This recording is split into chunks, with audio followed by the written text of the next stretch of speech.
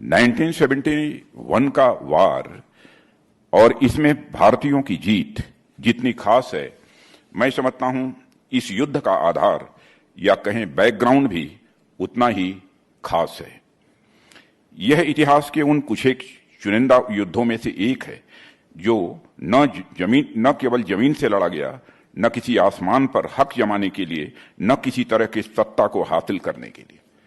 तत्कालीन लीडरशिप ने military leadership पर पूरा भरोसा करके उन्हें किसी भी प्रकार की कार्रवाई करने की पूरी छूट दी।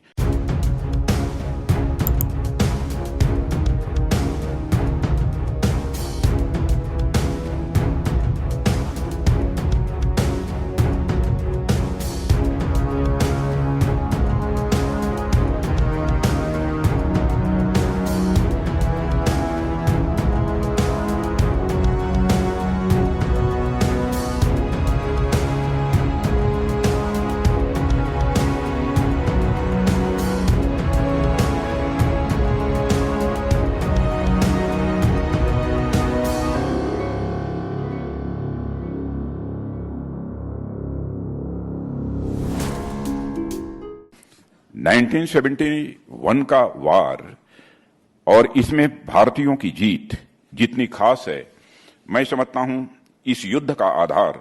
या कहें बैकग्राउंड भी उतना ही खास है। यह इतिहास के उन कुछ एक चुनिंदा युद्धों में से एक है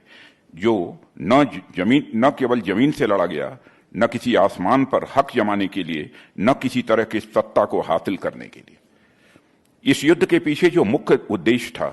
वह था मानवता और लोकतंत्र की गरिमा की सुरक्षा। आजादी के 23 साल बाद तक भी आम चुनावों का मुंह तक न देखने वाले हमारे पड़ोसी मुल्क शासन के नाम पर कभी मार्शल लॉ तो कभी इमरजेंसी रूल झेलने वाला हमारा पड़ोसी मुल्क 1917 के प्रथम आम चुनाव में बहुमत हासिल करने वाले बंगबंधु को देश की सेवा का अवसर देने की बजाय उन्हें जेल की दीवारों के पीछे भेज देने वाला हमारा पड़ोसी मुल्क और इस दौरान मानवाधिकारों की मांग करने वाले आम और निर्दोष नागरिकों का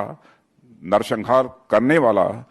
के मुल्क से वहां की जनता को मुक्ति दिलाना हमारे देश का राजधर्म भी था, राष्ट्र धर्म भी था और साथ ही हमारा यह सैन्य धर्म भी था। और पूरी धरती को अपना परिवार मानने वाले हमारे राष्ट्र का मस्तक इस बात के लिए हमेशा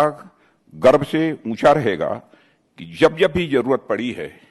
यह सत्य, न्याय और मानवता के पक्ष में हमेशा खड़ा रहा है। 1971 के संग्राम का भी यही आधार रहा था और सैन्य नीति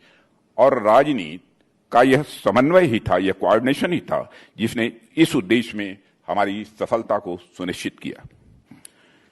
यह दोनों का कांग्रुएंस ही था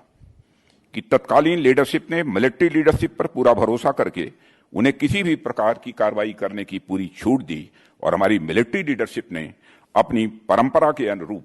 देशवासियों का भरोसा पूरी तरह से कायम रखा। इस वार में कहने के लिए तो ईस्ट और वेस्ट दो मेन फ्रंट थे, पर वास्तव में अनेक ऐसे फ्रंट थे जिनका हमको ध्यान रखना था और जो पॉलिटिको मिलिट्री सिनर्जी के बिना किसी भी सूरत में संभव नहीं था। तत्कालीन पॉलिटिकल और मिलिट्री थॉट्स की एनालॉजी का इससे महत्वपूर्ण उदाहरण और क्या होगा कि न तो कैंपेन शुरू करने के लिए मिलिट्री पर कभी दबाव डाला गया और शुरू होने के बाद तमाम अंतर्राष्ट्रीय दबावों के बावजूद न ही बीच में कैंपेन को रोकने को कहा गया। परिणाम यह हुआ कि 14 दिनों तक चला यह युद्ध हमारे देश की मिलिट्री हिस्ट्री, खासकर हमारी आर्म्ड फोर्सेस के इतिहास का एक ग्लोरियस चैप्टर साबित हुआ।